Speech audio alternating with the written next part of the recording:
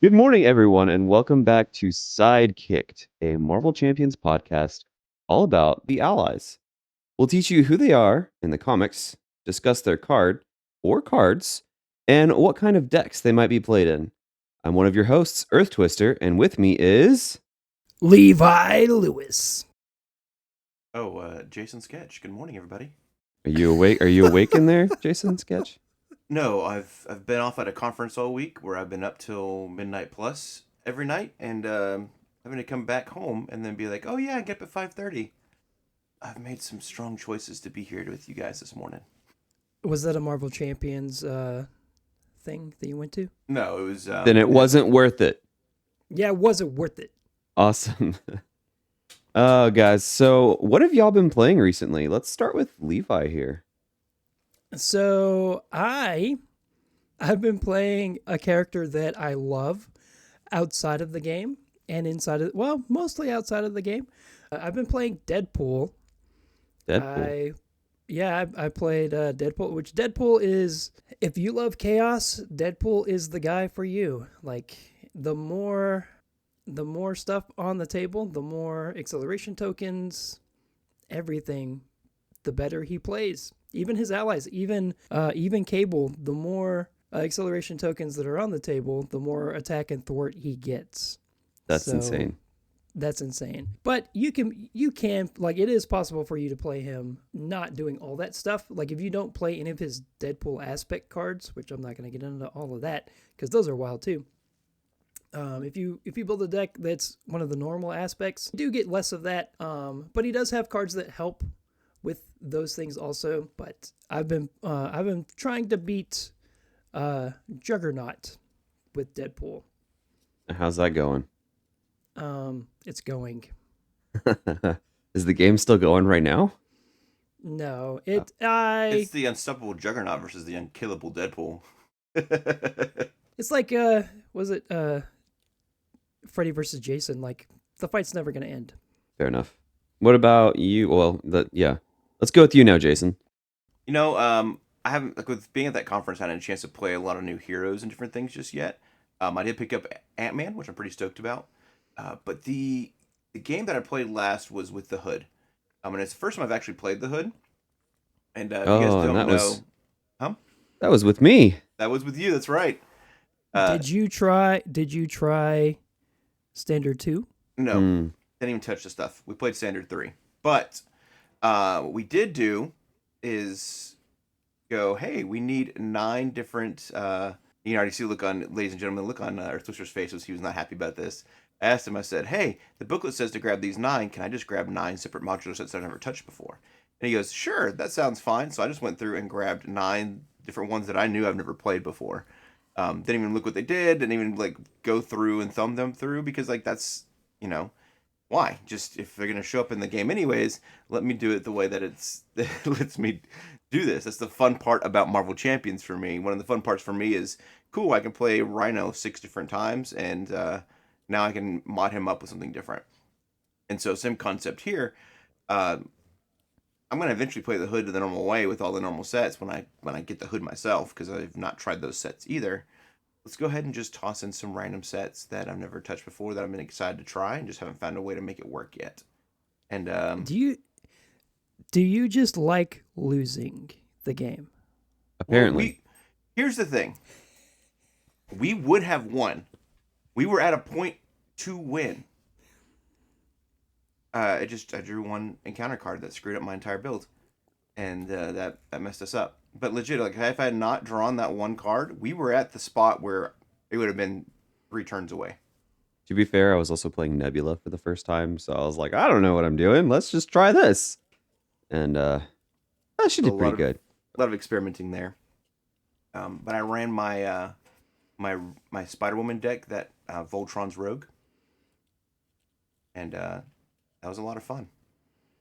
So it was neat to see that deck working well. If I legit hadn't drawn that one card, we would have won the game. So I don't think it's about losing. I think trying out new encounter sets just makes the game interesting. And really, at the end of the day, sometimes the villains just need to win to motivate us to go back and defeat them. Did you guys not watch Endgame? Fair enough. That's time travel. There's no time travel in the game. Not like, well, Not yet. never mind. Well, no, there technically If is. you look at Kang, you're right. Kang the It, Conqueror. yep. That does lead me to a follow-up question here, real quick, before we get into what I've been playing. Jason, do you prefer to lose spectacularly or win super easily? Do I you like the villain to run over you, or do you like to run over the villain? like to create memories. I like to create games that that may be coming from my experiential education background, but you learn from failure. So I know So you next like to time, lose spectacularly? well, maybe. I guess that's one way to look at it. I know not to run that specific mod set against my build anymore. You know, Sure. Yeah. like I learned that, and it's the Hellfire mod set that screwed me up. There's a Celine, I think that her name is Celine, but she's a minion, and we drew her as a boost card. And when you draw as a boost card, she makes you discard an ally. And Rogue was the only ally on the table. So I either learned not to run that mod set, or if I am running that mod set, make sure I have an extra ally on the table just for that card. And I normally would have if we hadn't used North Star for something else. Like it was just a lot of different things that happened. But I thought it was a blast. I think North Star kept me alive. That's what it was. We used North Star to keep you alive, and in the process, destroyed my build with one draw of a card. I had legit Yay! everything stacked up on Rogue. It was great. I had a good time. I know that we like to win, and winning is always fun. But I think I learned a lot from playing that game that will help me improve my gameplay in the future. Yeah. Cool. So, what I have been playing recently, I recently got every single Marvel champion and all of the cards, so I have a complete set now. So I've just been trying to play some of the new heroes that I've gotten. I played Nebula for the first time with you, Jason, going against the Hood, which was like we've already discussed, an interesting game. We did make memories. We did make memories, and then I played War Machine with a couple of guys, and that went okay. They won the game. I died pretty early, and they just continued. Uh, and then I did try out Vision recently with another guy, and Vision is actually a lot better than I thought. I may have to side with Boom Guy on Vision being a really great hero. I love his form flipping and stuff like that. But I've only played him once, so I'm gonna have to play him a few more times to really see how I like him. But even more recently, I've been working on trying to do a Magneto analysis playthrough. So I'm going through and playing Magneto in each aspect, and I'm taking him in a thematic matchup against Insaba Nur, and I'm doing it in expert just because I like to kick Ooh. myself in the pants. Yeah. Um, Ooh. I like to lose spectacularly also, Jason. But I played the first game last night in aggression, and Magneto can be really good in aggression, but you have to get the right cards in the right order for him to get that aggression boost. And it just didn't happen for me last night, and I ended up losing. But that's okay. Like you said, we learn from our losses, so that was pretty good. But speaking of new Marvel Champion stuff, we have the Agents of Shield box coming out, and it was supposed to come out this month, February, but it's been delayed to March. How do you guys feel about that? I mean, honestly, legit, I'm okay with it. I like at first I saw I was like, oh, it moved like a month. A, it gives me time to play catch up and collect some more stuff that I haven't gotten yet. And B, I got so much new stuff at Christmas and my birthday because they fall right next door to each other. Literally, they're just a day apart.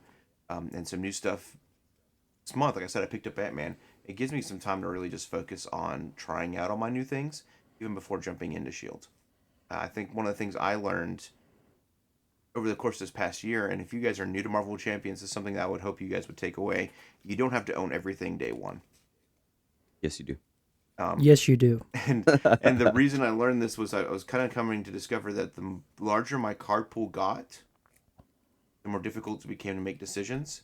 And as I watched some of my friends, not just you guys, but other people, talk about I've got so many cards, and I'm coming now. You're coming in and describing these 6 other cards that I know are in my box, but I've never seen before. It's kind of make things interesting to go. Oh, like you just when you have an abundance, it just can make it difficult to make decisions on what you want to build, which is fair. It's not a knock on not owning everything just yet, or a knock on owning everything. It's just gives me more time to learn some stuff that I haven't had a chance to touch yet. So, That's like fair. you mentioned, Tone Technique. I got it at Christmas. I've had it for 2 months. Not played one game with it yet, and it's like on my list of things to do. So, What about you, Levi? I am mad because I am. I I mean, I'm super stoked to play what it's got. So the first thing that I normally do whenever I open anything, any hero pack, anything, is I've gotten in the, and I'm gonna say this is actually a bad habit because I'm actually gonna stop doing this with this set.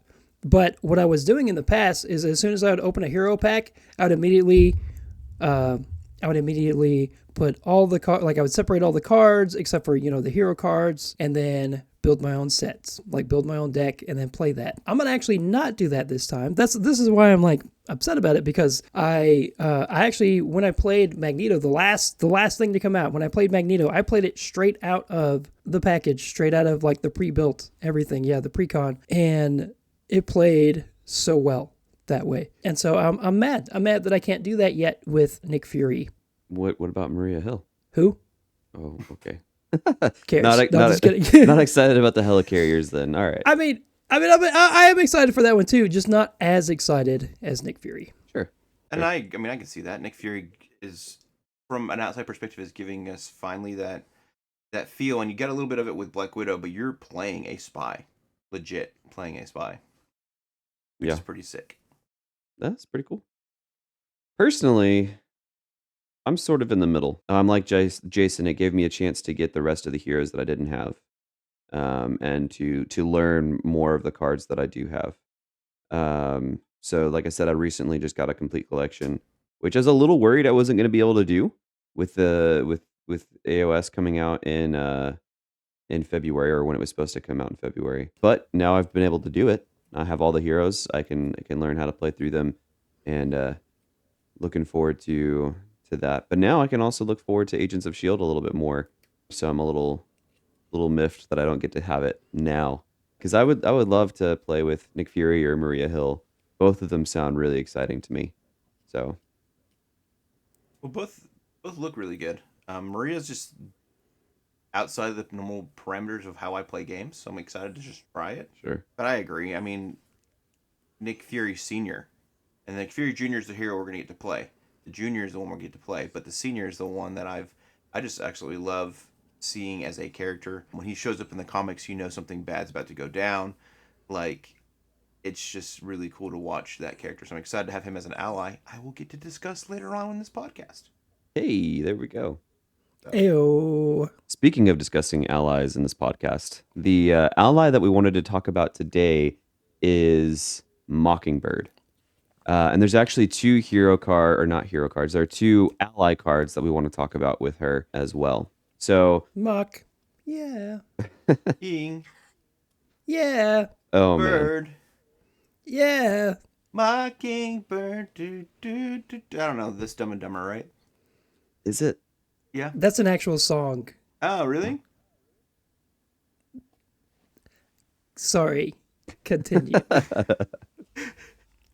So I'm gonna go through her comic history a little bit before we get into her ally cards. So Mockingbird is a Shield agent. She also has some time in the Avengers. She's really cool. Here's some interesting facts about her, and then I'll go into her name. She was originally the first love interest of Kazar, and we're getting that pronunciation from the 1990s X-Men cartoon. So if that's wrong and it's actually Kazar, which is what I thought it was before, let us know in the comments, because that'd be great. She was originally the first love interest of Kazar, and then she is also a Taekwondo and Kung Fu master, and she is skilled in using the bow staff that she can break into batons. So she has sort of two different types of weapons there. And at some point, she gets injected with serums that give her enhanced strength, healing, and agility, much like the super soldier serum, but maybe a little bit different. Her name is Barbara. She goes by Bobby Morse. Super cool there. Bobby! Bobby, yeah. She Barbara Manatee. not manatee. No, she's not a manatee. She's a person. Not the one for me? No, definitely not. She first appeared in Astonishing Tales number 6 in 1971, which means that she's actually a much older character than I thought she was, because She doesn't look it. she does not look it. No, she looks very, very No. young, like maybe in her mid 30s, maybe her mid 20s, somewhere in there. But she also, interesting, is she appears in the Agents of Shield TV show, which is something I didn't actually realize until we were talking about it the other day. And she's one of the more prominent characters in seasons 2 and 3, I think. So that was really cool that you get to see her played live action there. So in this Astonishing Tales series, she is uh, a doctor in a way. She has a PhD in biology, and she was conducting research while staying with Kazar to recreate the super soldier serum that had been made to create Captain America. And Wait. this very She's working with Kazar to recreate this serum? not working with Kazar. She is studying.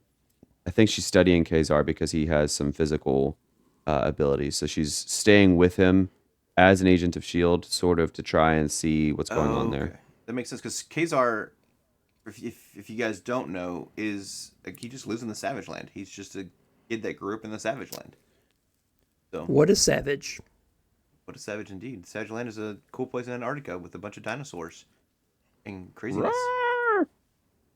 Yeah, I remember them. Cool. And so the variant of the serum that she was working on is the same serum that turned Ted Sallis into the Man-Thing, which is interesting to know. So she was actually going to work with Ted Sallis, and where I got the history here is a little unclear as to whether she was there when he turned into Man-Thing, or what exactly was going on there. But if you know, let us know in the comments. Yeah. But while she worked on the serum, it was discovered that she was the original Agent 19, which in the MCU is actually a different person entirely. And then she was captured by AIM or AIM, but then she was freed by Man-Thing in a series of events that went crazy. For a while, though, she continues to serve as a sort of supporting character and love interest for Kazar, but then she's eventually replaced as the love interest by Shanra, the She-Devil, which makes a little bit more sense because, Kazar and Shanra have a little more in common, being wild people, I suppose. Well, I mean, if I found out the woman I was married to or seeing was just like, oh, no, I'm with you just to study you, I'd be a little upset too. Yeah, that makes sense.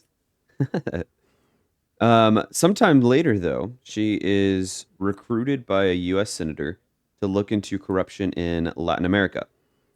So to do so, she dropped out of S.H.I.E.L.D. and took on the identity of Huntress. Now, this is before DC's Huntress debuted, so they weren't stealing the Huntress title from DC. This was actually before DC. And this was more of just a one-shot series, and not really much was said about it. She was just looking into corruption in Latin America, and I don't think it lasted very long. But the next time we see her, she is going by the moniker Mockingbird. And as she's going by Mockingbird, she teams up with Spider-Man to look into some Shield corruption.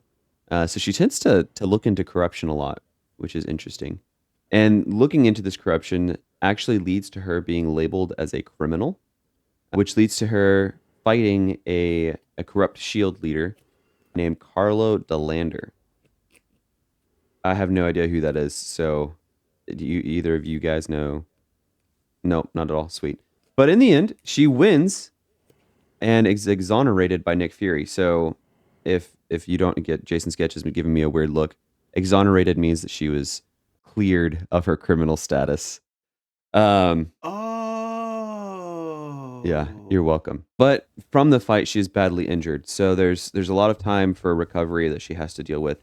But once she recovers, she is tasked with going after a criminal named Crossfire. And Crossfire actually shows up in Hawkeye's hero kit and is an interesting mechanic there with how they use Mockingbird and Crossfire to play with each other, to play off of each other in Hawkeye's hero kit. And in the comics, Hawkeye is actually working for Crossfire at this point. And he is a like sort of a person on security staff for Crossfire.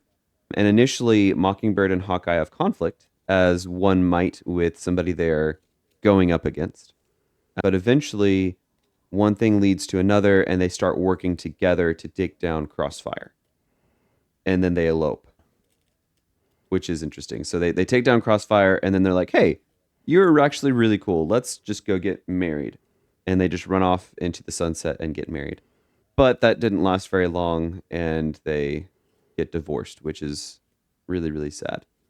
Somehow, I mean, it looks like in the comics that they still have a pretty good relationship with each other. They're just not fit to be married, I guess. More interesting facts about her, though, is that she helped found the West Coast Avengers, and somehow she dies. But in 2009, she's resurrected, like Marvel and DC both like to do, where they kill people off and they're like, but they're not really dead. And Star Wars. And Star Wars? Oh, yes. Emperor Palpatine. I love how it's like, oh, we have this big problem that we're creating in the comics. What are we gonna do? Instead of let's make a new hero that can help take care of this problem. Nah, let's have somebody just bring back so and so back to life. Oh yeah, everybody loves so and that saves us from having to draft a whole new character up. Perfect. You remember Mockingbird? I remember. She's not really dead. She just dealing with corruption somewhere else. You know, She had to- corruption girl. She had to pretend that she was dead so she could go look into this corruption. I knew it. Yeah. But actually, so she really is resurrected from the dead, and she's given some serums at this point, the Infinity Serum, and I think one that is similar to the Super Soldier Serum.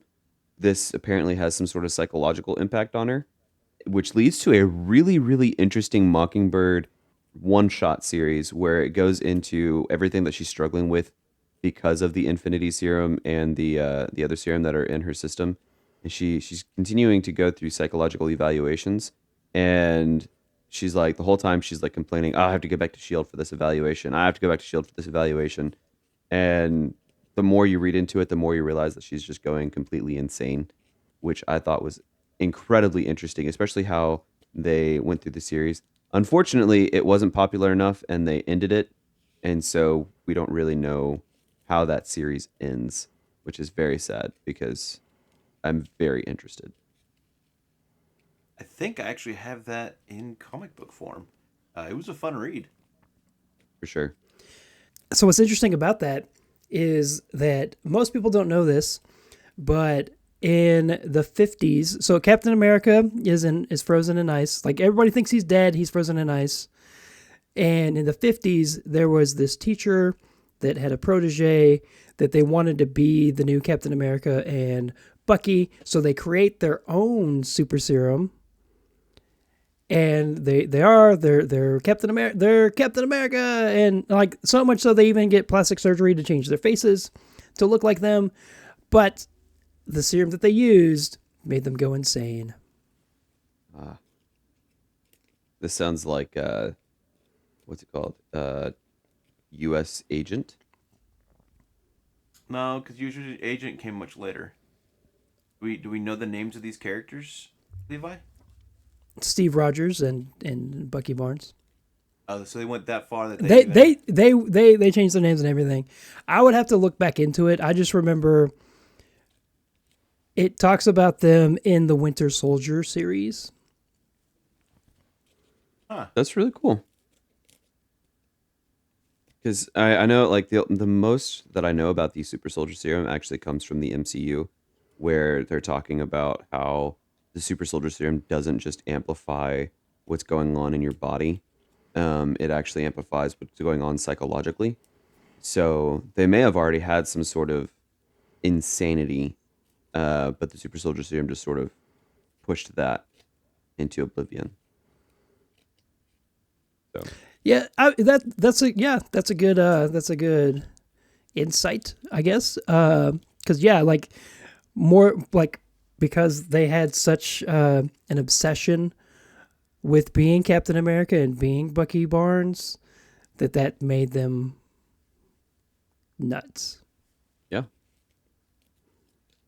that's actually really cool. Kind of like It's really Moon cool. Knight going crazy. And not just the TV series, like the actual comics, there's a point where he thinks he's Captain America, Spider Man, and I think Tony Stark. Somebody else. There's three characters that he thinks he's all three of them, and so to the point where he's arguing. Moon Knight is standing in the middle of a city, arguing with himself, and when the panel shifts, you see that he's arguing with like Spider Man, Captain America, and this other person who's trying to take over the body. And you go back between each panel. It's really a neat read to go. They're there and then they're not. So legit, like he's just going crazy. And so, um, That's interesting. Moon when it Knight's a comes, really interesting character. he really is. I don't. I mean, we're not talking about Moon Knight today, though. We're talking about Mockingbird. We can dive into the crazy of Moon Knight.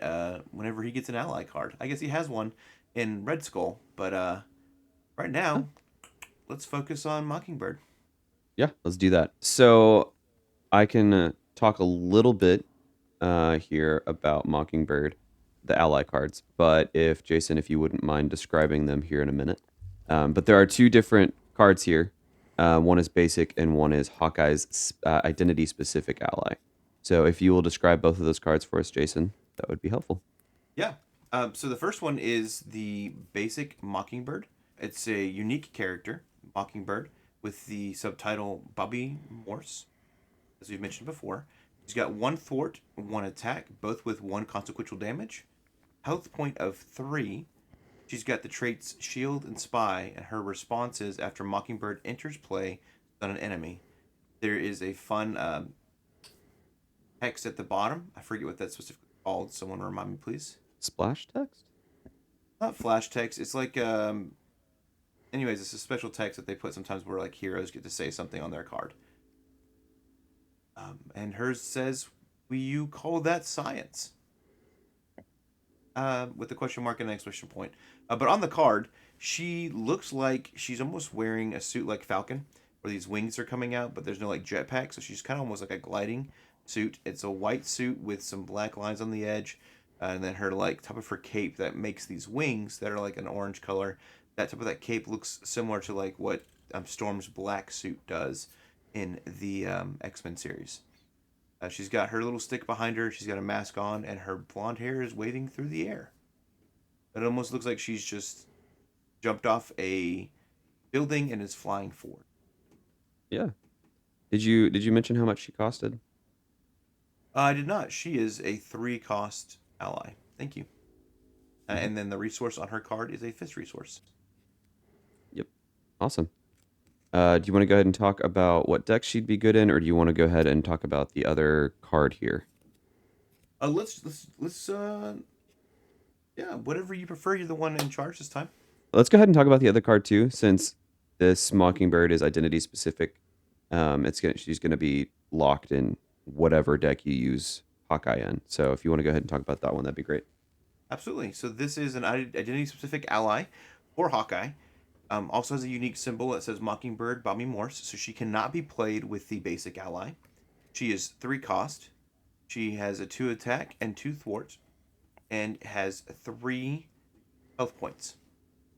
She's different from the other one because she has the Avenger and Shield trait, not the Spy trait. But she has an interrupt, which says when the villain initiates an attack against you, spend 1 resource of any type and return Mockingbird to your hand. Prevent all damage from this attack. Awesome. Her subtext is that all you got? Question mark. And she has a wild resource. Yeah. So both of these allies are pretty cool. They're the same ally. Really? Huh. Maybe that's why we're talking about them together. Ba ba ba. Oh man, they're both pretty cool allies. Personally, I tend to use the identity specific Hawkeye ally more. I think even just if they were both in the same deck, I would probably want to play the identity specific ally more because of her interrupt. The fact that she gets to prevent all damage to Hawkeye just by and is returned to your hand. So it's kind of like almost a better Nightcrawler ally in a way because that protection ally Nightcrawler you have to spend a what is it a energy resource. He's also 3 cost, and I don't remember which one it is, but I think he has maybe a 1 thwart and 2 attack. So even her stats are better than Hawkeye. They cost the same, and I said Hawkeye, I mean Nightcrawler. They cost the same, and with Nightcrawler, you have to trigger a specific kind of resource. So if you don't have that resource in hand, or you don't have a wild resource generator, you're kind of out of luck there. But with Mockingbird, you do have that opportunity to trigger any sort of energy in order to, or any sort of resource to prevent all damage to Hawkeye, which is, in my opinion, is really good. Plus, I think Nightcrawler has to be X-Men specific. So if you have it has to be X-Men specific. It is X-Men specific. It is it's trait locked too, and so they both are locked in their own thing. So the Nightcrawler one is locked by not trait locked, excuse me, aspect locked by protection, Right. where Mockingbird is just identity locked by Hawkeye.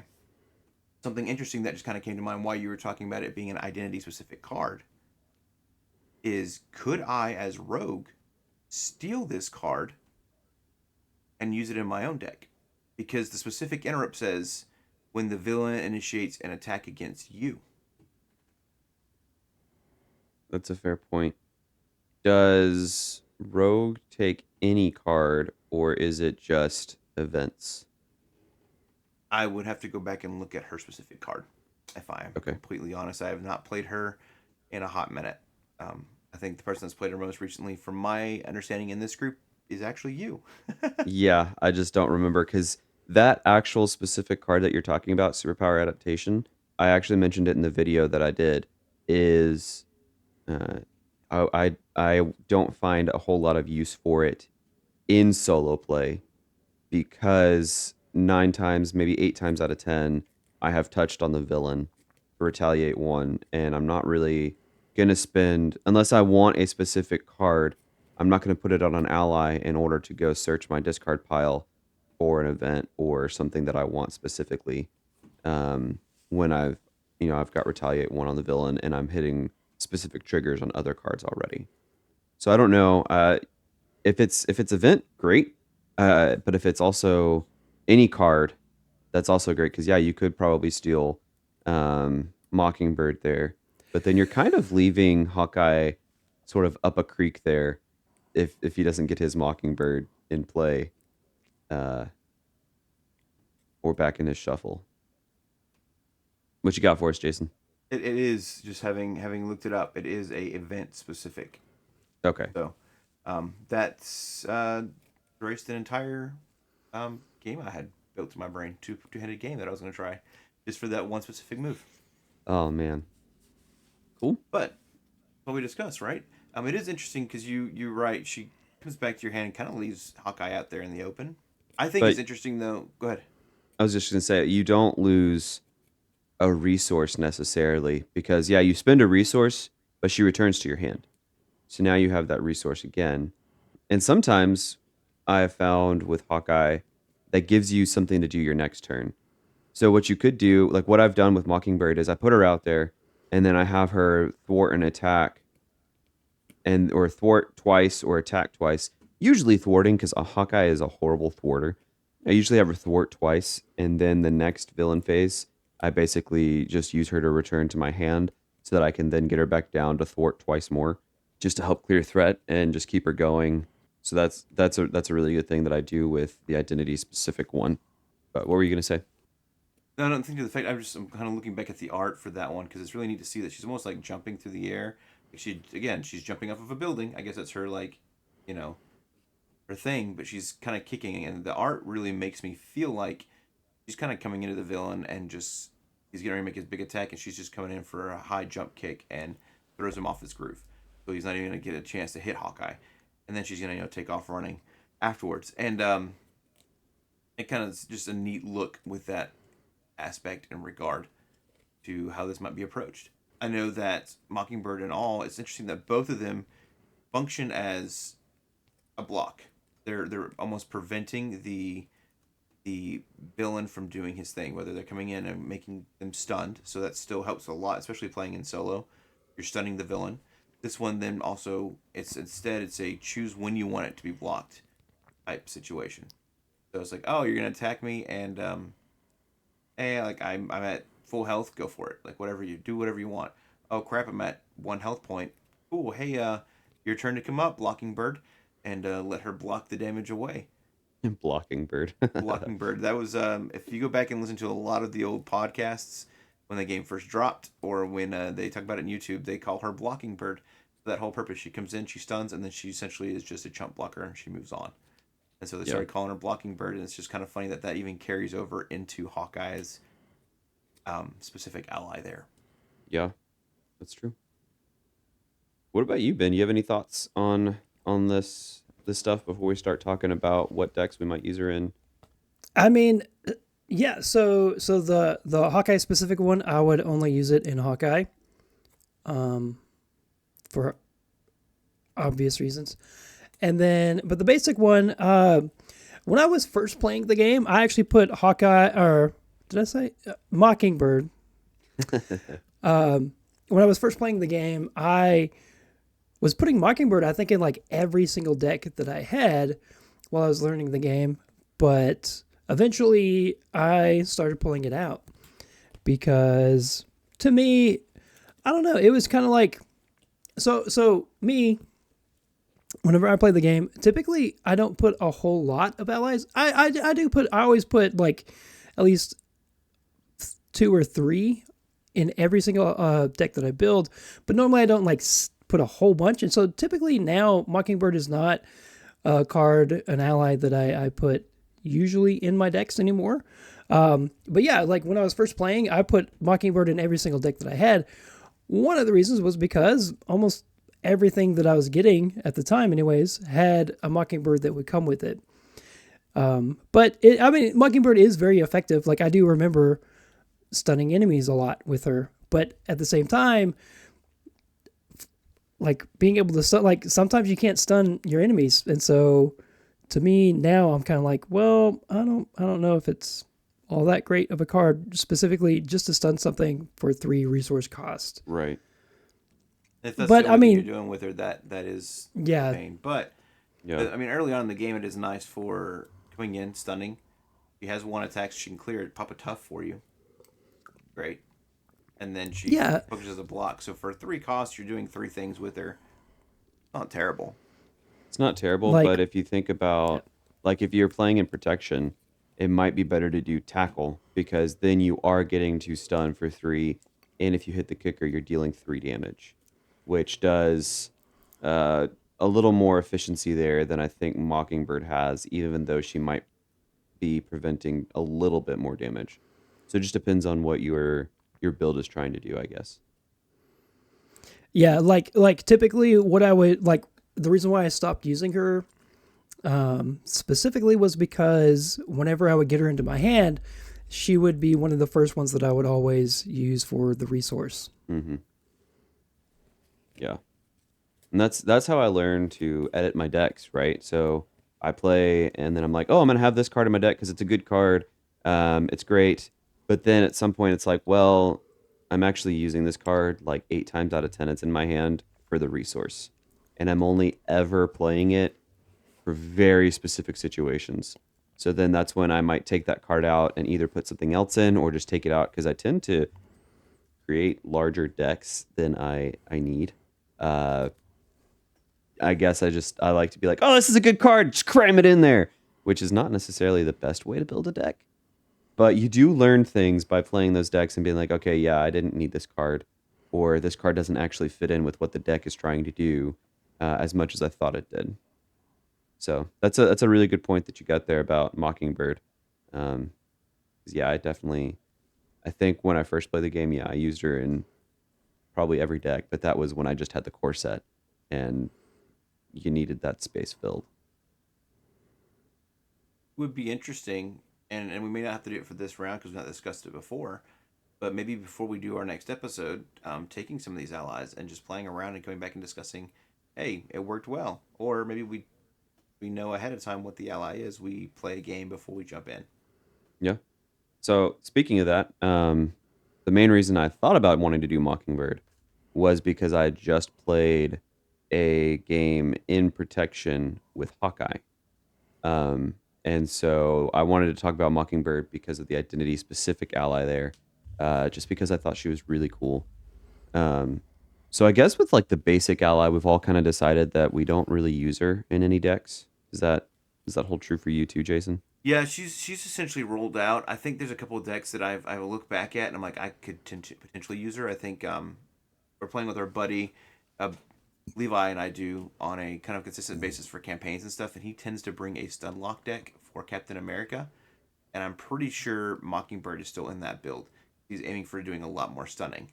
Um, but if I'm honest, I don't think I've seen him put that character on the table once. So there's a thought there as well. Yeah, very I niche situation. Very niche situations. I want to say part of the other big reason I don't use her that much is I'm oft doing a lot of X Men builds. I'm having to learn that I need to make some other builds. So the shield aspect or the shield trait isn't one that I just like, oh, cool, let's dive into that. I'm curious to see if there'll be an upsurge of her in the next when the next wave starts. Just because she has that shield trait, and there's gonna be, I think there's a government liaison lets you take the cost down of a shield card in your hand, and that's already out and available to us. And so it'd be interesting to build a shield deck and seeing if she would actually fit into a shield deck that way. That's a good point. Yeah, so you definitely a shield might be good. Because it would reduce the cost, right? And so like you already have these government liaisons on the table. I don't have anything else in hand. It'd be nice to stun the villain or stun a minion that's a pain in the butt, like Armadillo or Juggernaut or Rhino coming out on the table. Yeah, Armadillo. That was one of those encounter sets you put into our hood game. That's right. That dim dang dillos. But it gives you know that opportunity to try something different. She's helpful in that regard. She's like, oh, I'll take care of this corruption over here while we go and while you deal with the main problem. Yeah. So she's not like the worst ally. I'm sure I could probably think of worse allies, but as far as the basic card, I just don't use her in many decks because I don't feel like she's worth the cost. That's valid, and I don't play Hawkeye much either. You don't play Hawkeye much, yeah. I mean that's fair. I have actually never played Hawkeye. Oh, so I'm I the only will one that admit has any sort of input here on the Hawkeye guy. On the Hawkeye. I mean, ally. When I first got him for like a game or two, and Sure. then after that, it was just like, all right, thank you for your time, Hawkeye. I'll put you back in the box. I've got some other things I want to try because Spider Woman lets me do two aspects. Right. So I do see like reading what she does. I do see that. I mean, this is a phenomenal card to have. absolutely no, I don't disagree with that at all. I think it's a really neat card, and for what it does is pretty powerful, especially for somebody that's so squishy. Um, it just kind of Yeah. stinks that she has to come in and help her ex-husband over and over and over again. Yeah, for her anyways. But to be fair, so like as I was talking about a little bit ago, learning how to build decks better. I also learned Hawkeye a lot better recently. Because I had mentioned that I had played a game with him and I did it in protection, which interestingly enough, he can do perfect protection pretty well, even though he only has one defense. Just because you can buff up his defense with armored vest. You can give him stuff like I was gonna say no more, but that's not even a card. Uh, Not today would be a good one maybe for him if you're struggling with threat. Um, what's the one where you get to ready after you defend? Desperate defense. throwing Desperate Defense in there, so you're going from defending for 1 to 2 with Armored Vest, and then defending for 4 with Desperate Defense, and then you get to ready afterwards if you block all the damage, which for a lot of villains, you are able to defend with 4 and block everything that villain's throwing at you. Which is good because then you can maybe just take a hit from a minion if there's any minions on the table. But if not, if you're struggling and you're like, well, shoot, this villain's about to end me. Or if you're like, well, I don't have a Desperate Defense in my hand, you have Mockingbird on the table. The villain initiates the attack, and you're like, actually, it doesn't matter what you're about to flip over with your boost because now Mockingbird's coming back to my hand, and she just high jump kicked you in the face, and you're you're not able to do anything to me right now. So I've gotten a lot more use out of Mockingbird now that I've played Hawkeye more than when I first played him. And that's just because realizing that Mockingbird really covers his thwart a lot. So you throw her in, she can thwart for 2, which is actually pretty big for Hawkeye. Taking out that corruption. And taking out that corruption. Because Hawkeye really only has, so Hawkeye on his hero card has a 1 thwart, and then he has 2 thwart events which only remove 3 threat each. Fortunately, they do bypass crisis icons. The cable arrow bypasses crisis The icons. exclamation points. Right. But if you don't have those in play, if you've already used the arrow cards or you're having a hard time finding them, then you're just kind of up a creek with Hawkeye.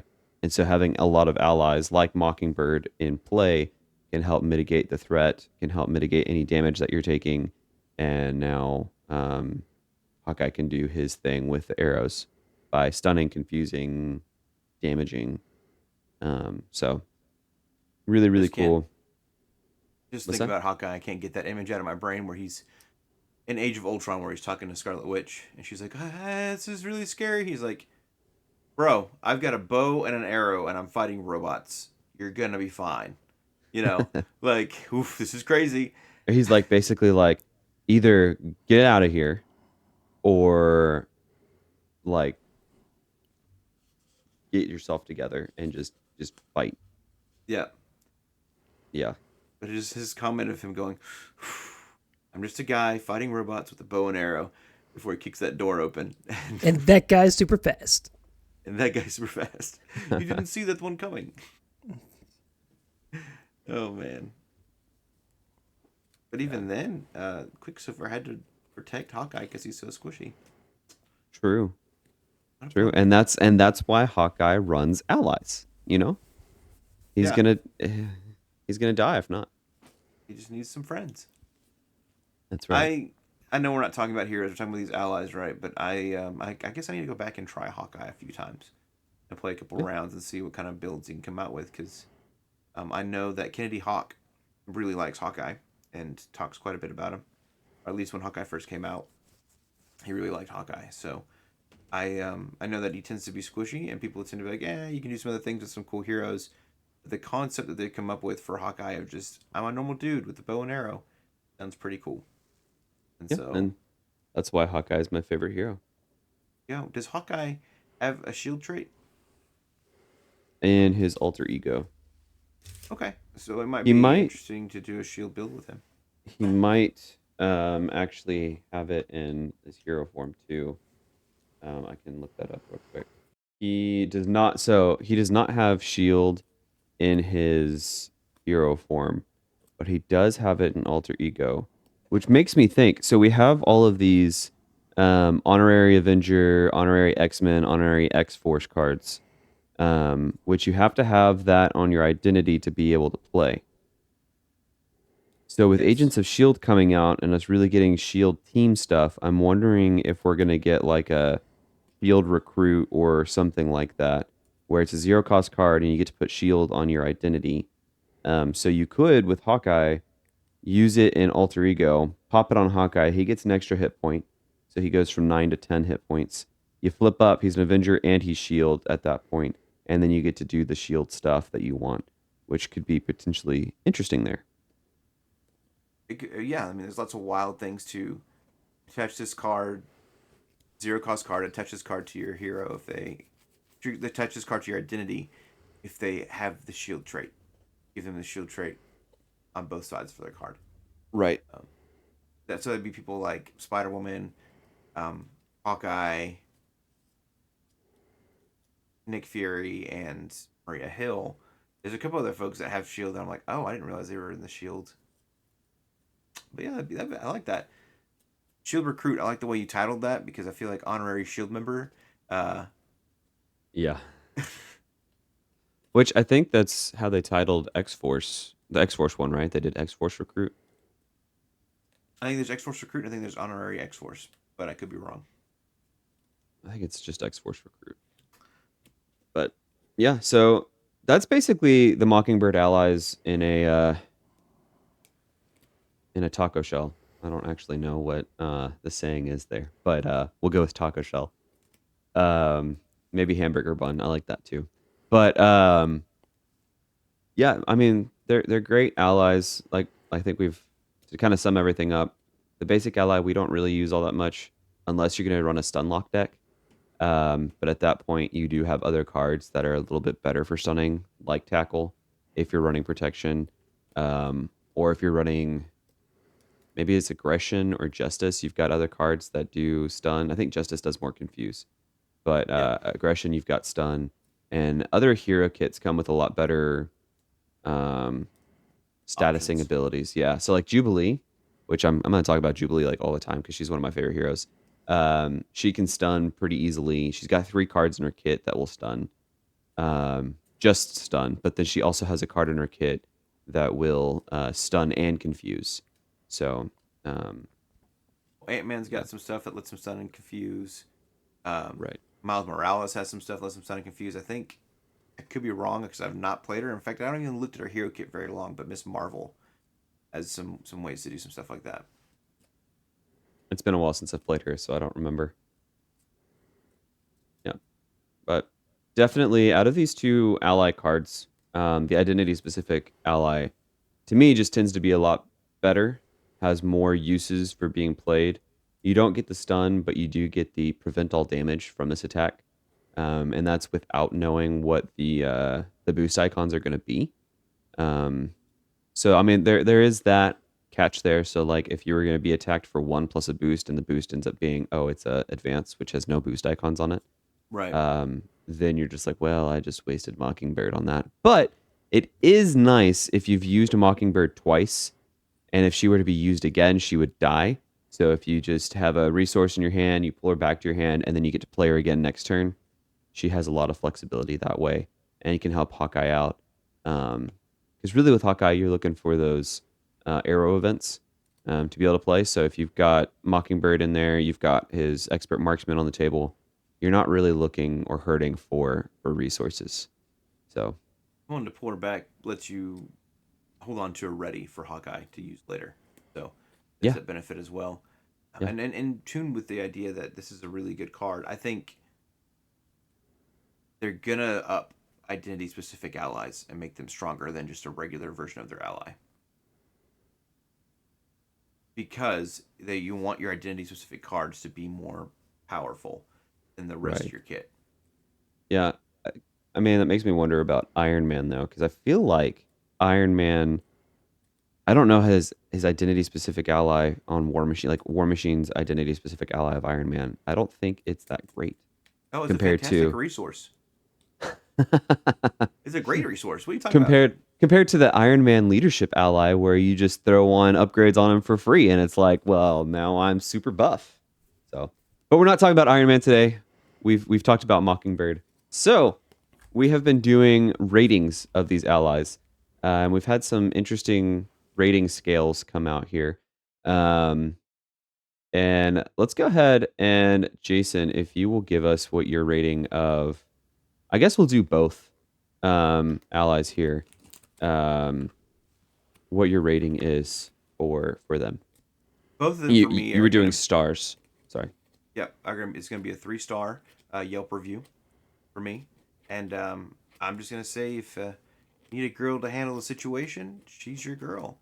block things for you, kick some butt, and deal with that corruption all over the table. There you go. What you got for us, Levi? On a scale of duck to dinosaur, what was yours? Uh, so yeah. So I give basic Mockingbird a Chihuahua. Oof, that sounds rough. It Fun, does sound fun, rough. fun when you first get it. Like, really neat. But then eventually it gets old. It gets old. But then Hawkeye, Hawkeye specific Mockingbird, I give her a German Shepherd. Oh, that sounds impressive. Fun from the beginning to the end. Always cool. Very protective. Does a lot of cool stuff. Awesome. Sheds like no other. What Hair was that? everywhere. Sheds like no other. German Shepherds have a lot of hair. That's fair. That's fair. That is true. For me, I would give her basic probably like a D tier. I really don't think she's that great. She's too expensive. Uh, she does a little bit, but there are definitely other allies that I would rate high above her. I never use her in any of my decks, so she's a D tier. But I would actually put the identity specific in A tier. I feel like maybe not S tier. She's good, but she's not S. She's definitely a high tier ally that has a lot of uses. If we had her as an ally that could be used in any deck, I think she would be. That might make her like low S tier at that point. So, but she's a solid ally. She's great. I'm excited to that we did this. This is awesome. Thank you so much for taking the time to do this and getting the research done and doing the work on picking two allies and really making them into one. So this is fantastic. And Yeah, you know I what? mean, I don't care what Jason says. I'm proud of you. thanks for that, Levi. Proud of you too. There's a question mark in there, Jason. Are you proud of me or not? I'm God. So the question is more like, why would you assume I'm not? Um, You're welcome. oh man, but we've got one more episode coming up next go around. Levi Lewis, who we're going to be discussing. We're going to be talking about the Hulk. Bruce Banner Hulk. Ooh. Oh, why did I think we were talking about Venom? Eddie Because you're Brock. weird. Because you're weird. Oh man. Okay. Well, that was great, guys. Thanks for talking with me about Mockingbird, and hope you guys learned something about her and maybe her uses or lack thereof. And we'll see y'all in the next one. Stay twisty.